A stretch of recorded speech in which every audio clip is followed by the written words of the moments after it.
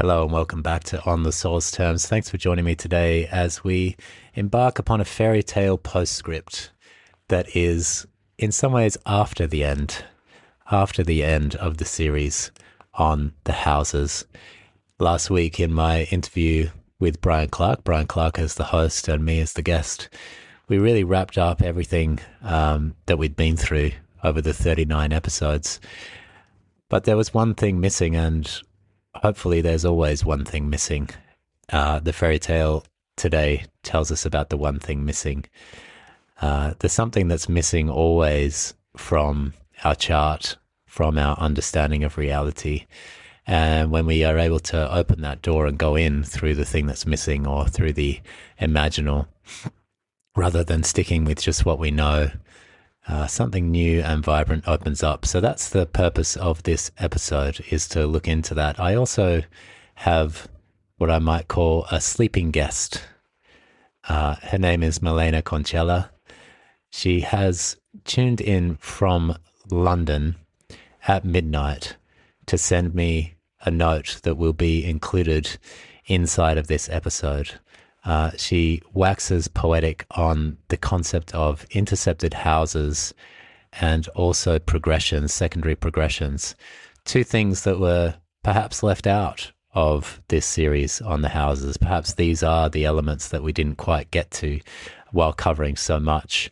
And so in order to tie up these loose threads in this episode, we are able to go back to that. Milena speaks on it in such a beautiful way, a poetic way, but also really grounded. And I'm sure that everybody listens to 6 minutes of her recording that is coming later in the episode will get enormous amounts out of what she's shared. I met Milena in Santa Fe in October when we were at Jason Holly's Living Astrology's conference, and she was also a presenter there with another guest of the podcast, Amanda Simon. Her work is remarkable. She's an astrologer and a psychotherapist, and I'm very blessed to have had her wisdom come in at the very last minute, which is one of the things of this podcast, in a sense, one of the things of this series. There were a lot of moments like that, people popping in just at the last minute that offered enormous amounts. Something about that, something about the emergent field, something about this field that attracts to it those who are ready to speak into the moment. And Milena is definitely one of those. So stay tuned for that. But today we will be exploring the story, the Grimm brothers story of, I'm going to say it in German first and do my very best here, Dornröschen, which translates into little thorn rose, or something like the rose within the thorn. And of course, it's known in English as Little Briar Rose, and it's more commonly known in English as Sleeping Beauty, as it was transformed into the English canon through Disney many, many years ago. But the original name, which essentially has three parts to it in the German, is the thorn, the rose, and diminutive that just means kind of like cute or little. So we have this little character who has the rose and the thorn within her, and we can see that in this story. And I'm going to read it as it was scribed by the Grimm brothers in 1812. And I just want to take us back to that moment. So these two brothers, Jacob and Wilhelm Grimm, the brothers Grimm, their role, or what was their passion perhaps, was to catalogue the stories of the time, to scribe them, not necessarily to describe them, but to scribe them, to write them down. And in doing so, their process was to send out messages into the German countryside and see who would come forward with their stories. And many, many, many of the people came forward to share the stories that were already very much circulating in the field. For the most part, those that came forward were older women, crone figures, who were keepers of the stories and perhaps always have been. And the brothers Grimm then wrote them down. And it's kind of like when you wake up from a dream. And it's important to write down your dream and then be faithful to the one who wrote down the dream, in the sense of like go back and sit with the words that they used. At the same time, it's not the dream. So we need to sort of understand that the words that are used take us back into the dreaming.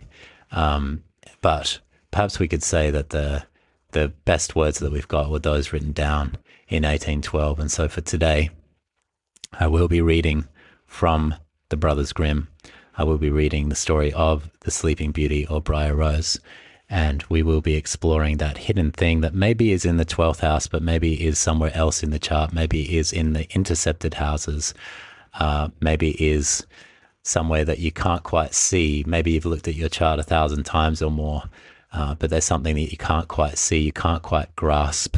It doesn't make sense to you on some level.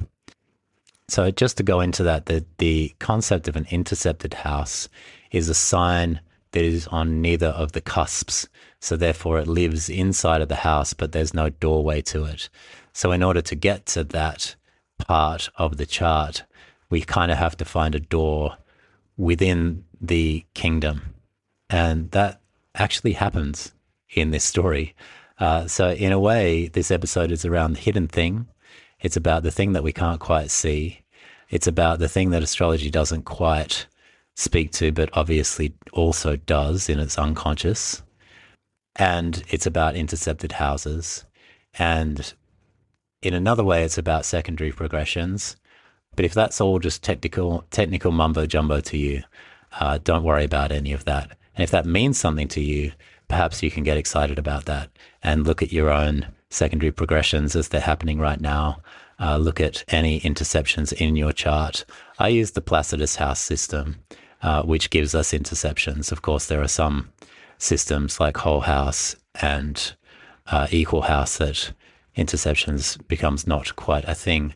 But it's a very beautiful concept and a very apt way of describing certain parts of the psyche that are difficult to reach. So with that introduction, let's head off into our final fairy tale of the series, The Sleeping Beauty, Dornröschen, or Briar Rose. A long time ago, there were a king and queen who said every day, if only we had a child, but they never had one. But it happened that once when the queen was bathing, a frog crept out of the water onto the land and said to her, "Your wish shall be fulfilled. Before a year has gone by, you shall have a daughter." So one of the things of these stories is there's always a lot packed into the beginning. It's often that the whole story is kind of condensed into the opening paragraph. And I think this story is no exception to that. So firstly, we have this king and queen. They are unable to have a child. So this is archetypally speaking, the king and queen are stuck. Like new life hasn't been able to enter the kingdom. It's sort of like a situation here, thinking imaginally, not thinking literally here, thinking imaginally where the system is in a sense of stuckness. The kingdom is just kind of like doing the old thing, but there's no real new life available, that nothing is kind of happening. And so in this situation, the queen, it's interesting, isn't it, that she's bathing. So she herself is suspended in water. She has moved from the land into the water. And somehow, wherever this bath might be, there's a frog, and not only a frog, a talking frog. So some magic appears and tells her quite prophetically, your wish shall be fulfilled. Before a year has gone by, you shall have a daughter. Very clear. And so it's a frog, which is interesting. I mean, you can think of the difference if this was, say, a bird and what that might mean, or a deer representing the wild. You know, a bird maybe representing the spirit or the intellect, a deer maybe representing the wild. It could be a snake representing the underworld. But what we have is a frog. And a frog is classically the trickster in that he lives in between worlds. He is a liminal figure. He's partly on land and partly in water and can live in both, but began as a tadpole. So there's something that speaks to the human condition. It's something that speaks to us, whether we go back to our very birth, our origin story as an individual, or the origin of the species, how we were once in water and crawled onto land.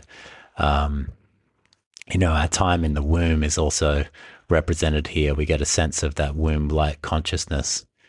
Of course, because it's part of the Grimm Brothers collection, we can also hear an echo here that takes us back to the Frog King, which is the first story in the collection. So we hear a bit of an echo back to that story, but it's a very different frog. And I think that's actually quite an important thing to mention, not to stereotype animals and their roles within these stories as just one thing. The frog that appears in The Frog King is a regressed masculine form that is trying to seduce the princess and trying every which way to get into her chambers. That's much more the element of the slimy, the sleazy kind of a frog. This frog is a different kind of frog. This is just the pure messenger, in a way, the hermetic frog, the one that comes from the other world and comes into this world onto the land. So it comes from the water into the land, speaks the prophecy, and then sort of disappears from the story. So we have something of the liminal, something of the womb with the queen bathing, and something of the prophetic to start our story. So it's a potent and powerful start. And in a sense, if we would just have this opening paragraph, then we would have the story in miniature. But fortunately, we have more. What the frog had said came true, and the queen had a little girl who was so pretty that the king could not contain himself for joy. He could not contain himself for joy, and ordered a great feast. He invited not only his kindred, friends, and acquaintance, but also the wise women, in order that they might be kind and well-disposed towards the child. There were 13 of them in his kingdom, but as he only had 12 golden plates for them to eat out of, one of them had to be left at home. I think that as an astrologer, and to all astrologers listening, I think we should perhaps print this line out and put it on our wall somewhere to remind us of exactly this. That within astrology, which is such a beautiful system, I've dedicated a huge amount of my life to astrology and learning it because I find it to be so powerful, potent, rich. But it has 12 golden plates. It has 12 houses. It has 12 signs. There's 12 signs of the zodiac. And they're the golden plates. They're well-rounded. We can see that within those circular structures of the golden plates, each one can bring us the gold. So we can enter into each of the 12 houses that we've covered in this podcast and achieve a certain amount of gold from each one by going through the lead or the gunk or the muck in order to purify that house and bring it into a truer expression. That is the alchemical process that's embedded within astrology. And that's a beautiful system. 12 is such a rhythmic number, isn't it? We have 12 that can be divisible, obviously, by 1, but also by 2 and 3 and 4 and 6.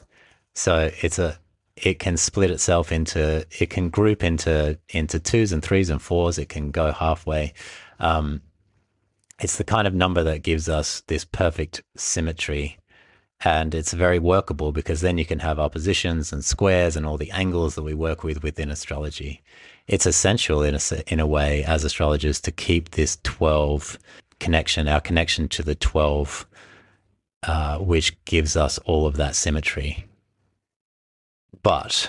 And it's interesting that they are golden plates.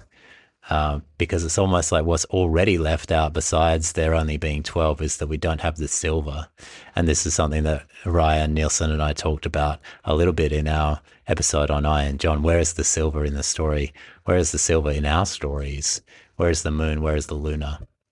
And it's the 13th. And of course, that's a lunar number because there are 13 lunar cycles within the course of a calendar year, whereas there are 12 months, which is the lunisolar connection. The actual lunar cycle itself has 13 cycles within it. So in a way, we can hear the solar nature of 12, so clean, so easy to comprehend, so easy to be with.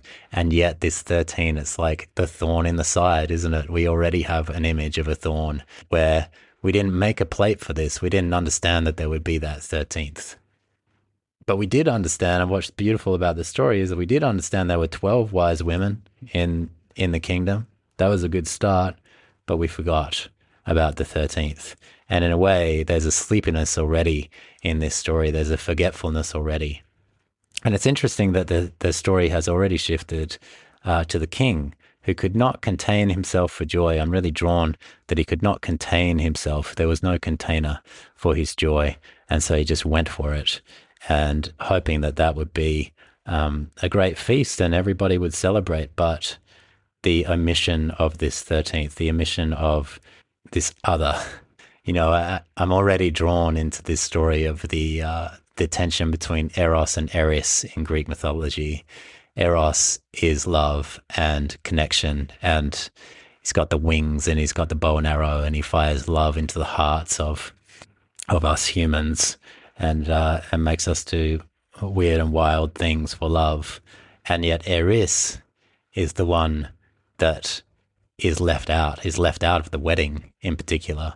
And she feels so slighted by that she rolls a golden apple saying for the fairest. So you see this bouncing here between the images, between love and strife, which is what ultimately Eros and Eris means. It's this dance between love and strife. It's the dance between feeling the elation of inclusion and being a part of something, and then feeling the deflation of being ousted or being left on the outside. And so already we have all of these images kind of bursting forth in this story, and we're not even all that far in. And so the feast was held with all manner of splendor, and when it came to an end, the wise women bestowed their magic gifts upon the baby. One gave virtue, another beauty, a third riches, and so on, with everything in the world that one can wish for. When 11 of them had made their promises, suddenly the 13th came in. She wished to avenge herself for not having been invited, and without greeting or even looking at anyone, she cried with a loud voice, "The king's daughter shall in her 15th year prick herself with a spindle and fall down dead." And without saying a word more, she turned around and left the room. They were all shocked, but the 12th, whose good wish still remained unspoken, came forward. And as she could not undo the evil sentence, but only soften it, she said, "It shall not be death, but a deep sleep of 100 years, into which the princess shall fall." So we forgot something, we overlooked something, we missed something, and it was that very thing that we missed that ended up coming in through the door, not looking at anyone. So this is interesting. It makes no connection to anybody. This is like the intercepted houses, or the out of bounds, if you're into that side of astrology as well, or unaspected planets. They're not making a connection to anyone else, and they feel left out, but they're not making a connection themselves. And so they come in through our psyche, they come in through our consciousness, and they cause this trouble. But why are they causing the trouble? Why are they causing the trouble in the first place? They're causing the trouble because they want to be involved. If there were only 13 plates, but there are not 13 golden plates. There are only 12. Just imagine this really for any system of understanding, any system of knowledge and knowing, which is very important. It's kind of like, it's interesting, isn't it, that we had 11 already gave out all of these beautiful things. So we kind of went through the 11. So we got to sort of the Aquarian, or the 11th house, and we have this beautiful structure in the 11th that is, like these grand theories of everything, trying to include everything, but there's something of the hubris of a grand theory of everything. I always think that whenever somebody's got a grand theory of everything, there's a little bit of a tongue-in-cheek thing going on there, like they can't possibly. I think the person doing that could probably thinks inside of themselves, I'm definitely going to leave out the 13th wise woman here. But within that model, which is so important to have models, always something is left out. And I think that in itself is very important to remember, especially as astrologers. We have such a great model of reality. It's exceptional. And it's exceptional. And the king who wished to keep his dear child from the misfortune. So the king here is ultimately trying to step in from fate. He's trying to step in the way of his daughter's fate. Gave orders that every spindle in the whole kingdom should be burned. Meanwhile, the gifts of the wise woman came true for the young girl, for she was so beautiful, modest, good-natured, and wise that everyone who saw her was bound to love her. Bound to love her. So, yeah, the king has decided he's going to avoid this fate. So that's an interesting move. It's one we see in the old myths quite a lot. It's the old adage that the path we take to avoid our fate seals it. It's really coming to life here.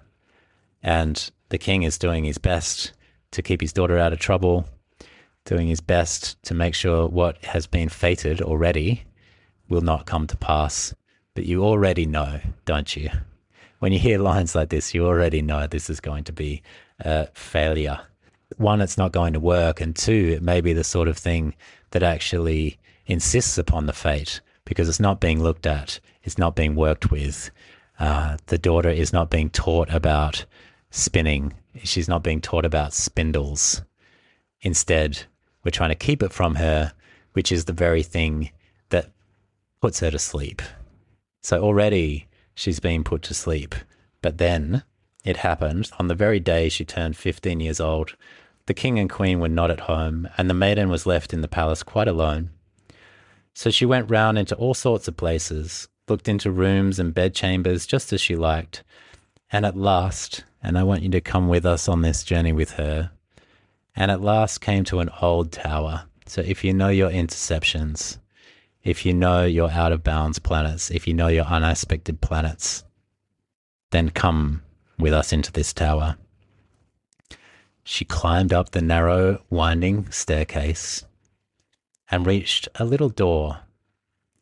A rusty key was in the lock, and when she turned it, the door sprang open, and there in a little room sat an old woman with a spindle, busily spinning her flax. So we know who the old woman is. We know that she is, well, firstly, we know that she's the 13th witch, of course, the 13th wise woman, of course. But we also know she's one of the fates, or maybe she's three fates that have combined themselves into this figure. The fates, as we know, are the ones that are spinning, measuring, and cutting. Spinning, measuring, and cutting. They are in charge. And this old woman has entered the scene here. Just as little Briar Rose, her curiosity as a 15-year-old is starting to pique itself, is starting to show itself. She's wanting to seek out her fate at 15. It's something in her nature to find out, and she goes up this tower and she finds this door with the rusty key, and she finds her way in to her fate. "Good day, old dame," said the king's daughter. "What are you doing there?" "I'm spinning," said the old woman, and nodded her head. "What sort of thing is that rattles around so merrily?" said the girl, and she took the spindle and wanted to spin too. But scarcely had she touched the spindle when the magic decree was fulfilled, and she pricked her finger with it. So there we go. We have the initiatory wound here. We get in touch with our fate. We get the first wound. And the pricking and the blood, it takes us into this place of our own destiny. And she's literally, she's actually participating in her fate. She's made contact with the fates, and she's seeing this for the first time just at that point of 15 as she moves in transition. Just like the frog was a transitional creature, she's also in transition. And the king tried to save her from this transition, tried to keep her in that innocence, just like the rose, the flower and the rose, Venusian as they are, also have thorns there, also have something that that pricks us, that draws blood, that draws the red from us, and ultimately pulls us into life, but sometimes in the direction of death. And in the very moment when she felt the prick, she fell down upon the bed that stood there and lay in a deep sleep. And this sleep extended over the whole palace. The king and queen, who had just come home and had entered the great hall, began to go to sleep, and all of the court too. The horses too went to sleep in the stable, the dogs in the yard, the pigeons upon the roof, the flies on the wall. Even the fire that was flaming on the hearth became quiet and slept. Even the hearth slept. The roast meat left off frizzling, and the cook, who was just going to pull the hair of the kitchen boy because he had forgotten something, let him go and went to sleep. And the wind fell, and on the trees outside the castle, not a leaf moved again. But round about the castle there began to grow a hedge of thorns, which every year became higher, and at last grew close up around the castle and all over it, so that there was nothing of it to be seen, not even the flag upon the roof. But the story of the beautiful sleeping Briar Rose, for so the princess was named, went about the country, so that from time to time kings' sons came and tried to get through the thorny hedge into the castle, but they found it impossible, for the thorns held fast together as if they had hands, and the youths were caught in them, could not get loose again, and died a miserable death. 100 years of sleepiness, the kingdom has gone to sleep. Something has gone deep, deep into the unconsciousness in this entire kingdom, because the king's daughter, who, as we saw at the beginning of the story, was a symbol of new life, a symbol of something new being born into a kingdom that was perhaps stuck and had been stuck for a while. Now she's thwarted. She's not able to come to life. She's not able to thrive. She's not able to move through this transition. She gets stopped at this point. She gets frozen. It's a story of suspended animation. It speaks to part of ourselves that also get caught there, parts that feel like they never really grow up, parts that feel as though they get stuck in a moment in time and can't move out of that moment in time. And it's instructive now that we've got a whole row, a whole hedge of thorns. It's all thorns now. You know, there was this sort of promise of a rose with that thorn, but now there's only thorns. And it's grown up around the whole kingdom. And this heroic attitude of, I'll just charge through, you can imagine these youths coming in. Youth is the name just for a young boy coming in and going, oh yeah, here's a great challenge. I'll just enter there, and they get stuck themselves inside of those thorns and they all die a pitiful death. So that's something that's not going to work. So the 100 years have to take place. There's no way around it. There's a timing to this. There's a timing window, and it's 100 years, which I think in fairy tale language just means a very, very long time. Or perhaps just kind of like an eternity until it doesn't happen. Now that could be a few hours, that could be a few lifetimes, that could be a few decades, that could be a few months. You know, for us in the living world, there's no real chronological time here. There's only a mythic time of where we are frozen and where we need something to come to wake us up again. And after long, long years, a king's son came again to that country and heard an old man talking about the briar hedge. That's interesting in itself. He heard an old man talking because it's been 100 years, so now it's become legend, the legend of the castle hidden behind the briar hedge. And that castle was said to stand behind it, in which a wonderfully beautiful princess named Briar Rose had been asleep for 100 years, and that the king and queen and the whole court were asleep likewise. He had heard too from his grandfather that many kings' sons had already come and had tried to get through the thorny hedge, but they had remained sticking fast in it and had died a pitiful death. Then the youth said, I am not afraid. I will go and see the beautiful Briar Rose. The good old man tried to dissuade him, but he did not listen to his words. So this is an interesting tension point. It's kind of like we have Saturn in our chart as the old man. We have a pleasant Saturn, a good-natured Saturn, but nonetheless saying, it's too dangerous, you can't do it, do not do it. There's a slightly devouringness to that, in the sense of like, no, I have had the experience. And because this is a story of innocence and experience, the old man has had many generations now, being 100 years of experience. And it's just a fact now that nobody can get through. It's just a fact that all of the other youths that go in will get stuck. And he's trying to protect this boy. Do not go in. But fortunately for us, fortunately for the story, the good old man does not dissuade him, and he does not listen to his words. But by this time, 100 years had just passed, and the day had come when Briar Rose was to awaken again. And when the king's son came near to the briar hedge, it was nothing but large and beautiful flowers, which parted from each other of their own accord, and let him pass unhurt. Then they closed again behind him like a hedge. So you see that transformation. Suddenly, all of those thorns have become the beautiful roses.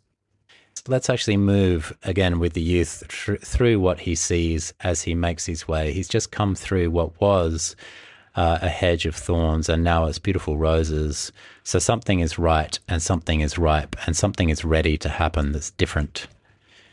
So let's walk with him here. We'll see what he sees. In the courtyard, he saw the horses and the spotted hounds lying asleep. On the roof sat the pigeons with their heads under their wings. And when he entered the house, the flies were asleep upon the wall. The cook in the kitchen was still holding out his hand to seize the boy, and the maid was sitting by the black hen which she was going to pluck. He went on farther, and in the great hall he saw the whole of the court lying asleep, and up by the throne lay the king and queen. Then he went on still farther, and all was so quiet that a breath could be heard, and at last he came to the tower, and opened the door into the little room where Briar Rose was sleeping. There she lay, so beautiful that he could not turn his eyes away, and he stooped down and gave her a kiss. But as soon as he kissed her, Briar Rose opened her eyes and awoke, and looked at him quite sweetly. So you see, he's moved through this sleeping kingdom. There's something about his innocence. There's something about his innocence returning, in a sense, a life force returning. And he acts simply, and he moves simply through this place. He just, in some ways, he only takes in what he sees. He doesn't go around trying to wake people up. He doesn't panic. He doesn't stress about this. He doesn't get concerned. He just takes in what he sees, and he understands what his mission is, and he himself stays awake, moving through the kingdom. And then they went down together, and the king awoke, and the queen and the whole court, and looked at each other in great astonishment. And the horses in the courtyard stood up and shook themselves. The hounds jumped up and wagged their tails. The pigeons on the roof pulled out their heads from under their wings, looked around, and flew into the open country. The flies on the wall crept again. The fire in the kitchen burned up and flickered and cooked the meat. The roast began to turn and frizzle again, and the cook gave the boy such a box on the ear that he screamed, and the maid plucked the fowl ready for the spit. And then the marriage of the king's son with Briar Rose was celebrated with all splendour, and they lived contented to the end of their days. So it wraps up there. It's a very beautiful and clean fairy tale, and it's wonderful, I believe, in its simplicity. But I would like now, at this point in the podcast, to introduce our friend, Milena Kadziela, the one who tuned in from midnight in London while her family was sleeping. I will pass it over to her. She can speak to us from that midnight point. She can speak to us from the middle of the night world on a full moon in Libra and share with us what she sees. Here's a little sleepy note from London. It's around midnight here, and my family is fast asleep. Chris, you're in Bali, also asleep, I imagine.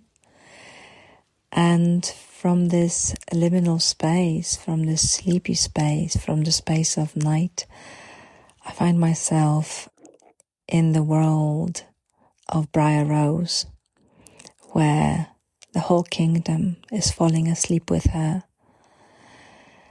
And that part of the story that takes us into 100 years of sleep, of dreaming, of seemingly doing nothing, of seemingly nothing happening. And this space makes me think about interceptions in astrology and how often the intercepted signs, but also I like to think of the places where they are as intercepted houses, like houses within houses. Those spaces where we can't really see a lot that's going on, a lot that's happening, because it's happening under the surface. It's happening in the deeper layers of the psyche. And when I think about interceptions, I've got a few metaphors that always I find useful. One of them is psychic pregnancy. Like in a pregnant belly, we know there's life developing, that there's this process that's mysterious, not visible to the naked eye. And it's also developing on its own timing, like it's got its own pace, its own rhythm. And it will be birthed when the time is right, when the time is ripe. And in the story of Briar Rose, I'm so struck by the importance of the 100 years. Like it has to be completed. That sleep, that period of gestation, of incubation, of maturation, of something growing, something becoming. It's very significant. And then outside of the kingdom, we've got the princes who come and try to cut the rose hedge, to break through, to get access, to rescue the princess. And we can see that they fail again and again because something is not ready, something is not ripened, something is not complete. So we are shown here that our heroic ways of trying to fix, to access, to break through, something that's not ready is just not going to work, because if something inside is still in process, it's not going to budge. I see it in my psychotherapy and astrology practice. The intercepted energy doesn't open through cognition and willpower alone. We can talk about it, analyze it, name it, and we still feel like we're outside of it. We're outside of the sleeping kingdom. And the real doorway is through the soma, through the body, because the body holds what the psyche hasn't yet consciously lived.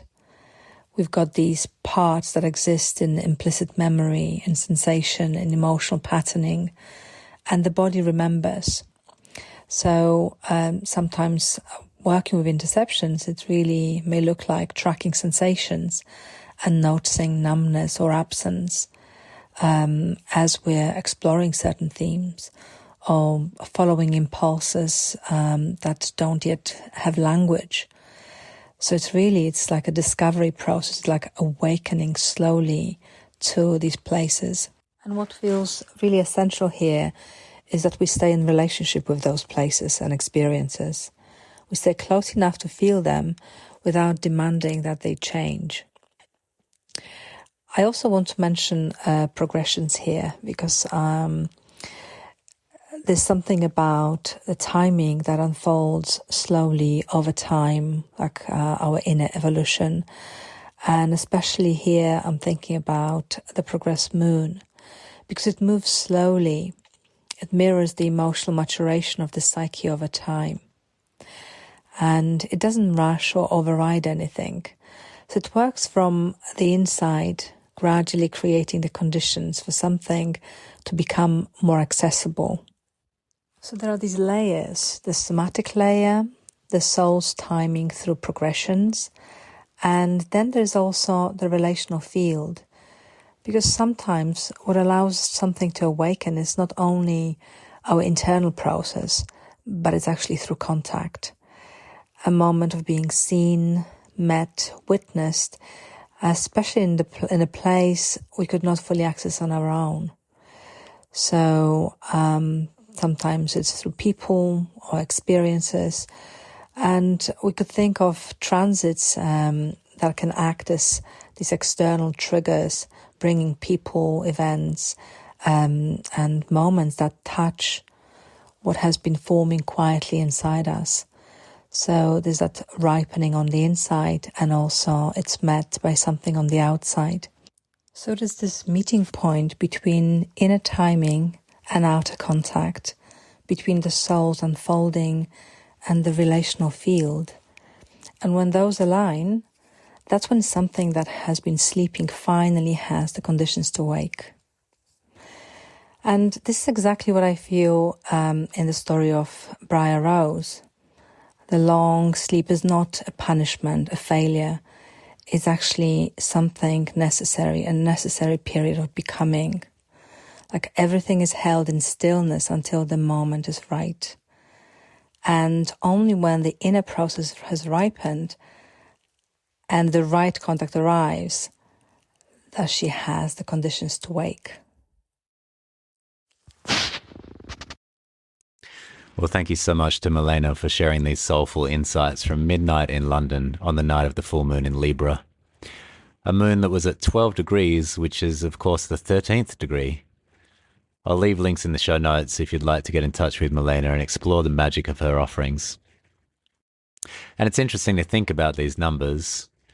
12 has within it a secret 3, and 13 has within it a secret 4. So perhaps 12 is more dynamic than we think, and 13 more complete than we give it credit for. But let's just drop back into the tale again for a moment. Perhaps there's a deeper layer of the story when it comes to these golden plates. I wonder if it's not so much that the 13th wise woman is angry about the absence of the 13th plate, but that she feels slighted at the absence of silver. In fact, the other 12 wise women have all been given their golden plates and therefore play by the rules of the kingdom laid down by the king. But the queen is strangely absent in that scene, despite it being her daughter who is celebrated. I wonder if there are 13 silver plates somewhere in this castle that are gathering dust and haven't been used for a while. Ryan Nielsen brought this up in the Iron John conversations, that in the story silver is mentioned once by the wild man, that he has gold and silver in abundance, and yet we only hear of the gold. The golden finger, the golden hair, the golden apples, all the gold given to the boy. A conspicuous lack of silver. I wonder if this 13th wise woman is working together with the 12th in order to bring this 100 years of sleep to the kingdom, so that perhaps in the impenetrable incubation chamber they can all learn to dream again, that they can make contact with silver.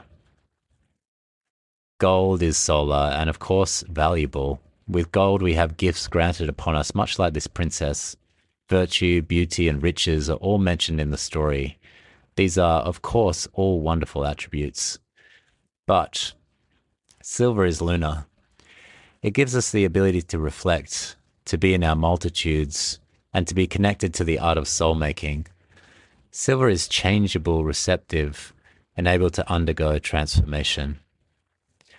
Perhaps at the beginning of the story we have a picture of a kingdom that has forgotten about the soul. It has become so focused on the gold that it is unable to generate beauty. And so the frog needs to enter to speak to the queen while she's bathing, while she's naked, without all of her queenly clothes and jewels, suspended in water. The frog knows about the water and clearly knows what's missing, and so he delivers a prophecy, that your wish shall be fulfilled. Before a year has gone by, you shall have a daughter. But it doesn't elaborate beyond that. The frog is a prophet and a seer. It could clearly see what tragedy would befall the kingdom, but it mentions none of it. This is an important message for astrologers or for anyone who steps into the role of oracle, to reveal only what needs to be heard. If the queen heard about the spindle and the unconsciousness that would take over the kingdom, then it could have an impact on the future that was being spoken about. As Chinese wisdom says, to know the future is to change it. So the frog only says what needs to be heard and leaves the rest to the imagination, and drifts back into the water again. It speaks into reality the new princess who is not yet conceived. Central to her name is the rose, a symbol of Aphrodite, of love, of connectedness. The rose doesn't reveal itself all at once. It unfolds over time, just as Milena said. It can't be forced to open. We have to wait. At the center of a rose is a spiral. That spiral draws our eyes towards the center, but the center is never actually seen, never graspable. We know that there is a center, but if we look straight at it, we don't see it. Because within the rose is the art of conceal reveal. And as we heard earlier in the podcast series, the word reveal means reveal. So even a revelation is in itself a form of concealment.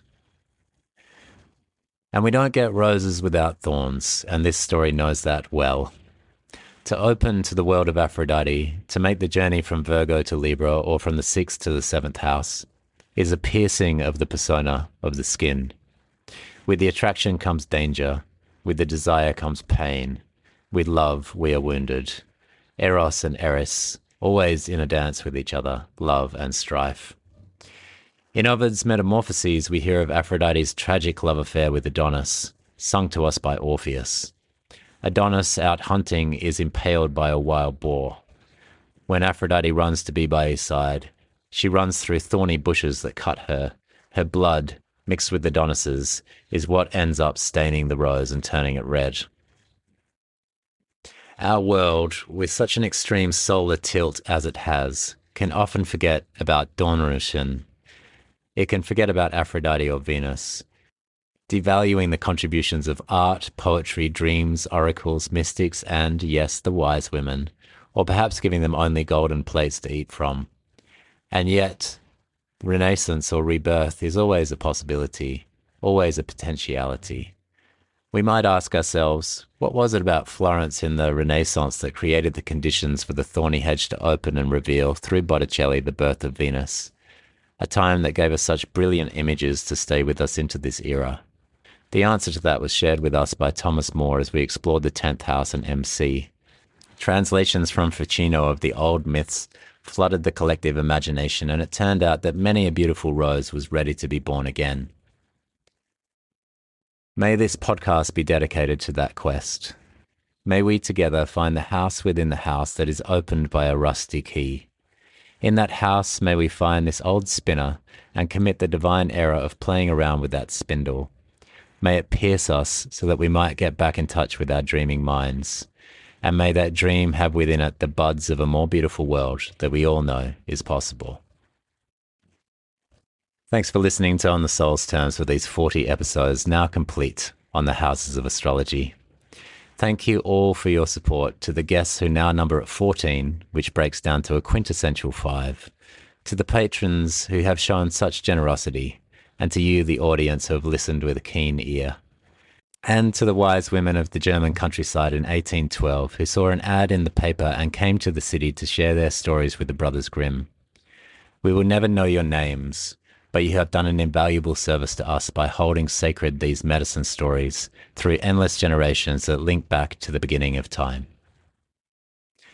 And now, with that, the podcast will go to sleep for a few months, only to be born again in Cancer season with a series on the planets, beginning, of course, on the Soul's Terms with the Moon.